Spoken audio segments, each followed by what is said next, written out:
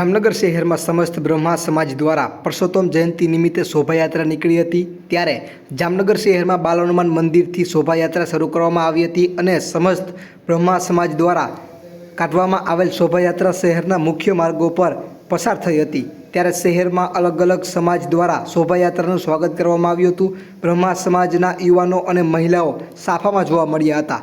જય પરશુરામ અને જય મહાદેવ હરના નારાથી શહેર ગુંજી ઉઠ્યું હતું। શોભાયાત્રામાં મોટી સંખ્યામાં મહિલાઓ અને સમાજના આગેવાનો જોડાયા હતા।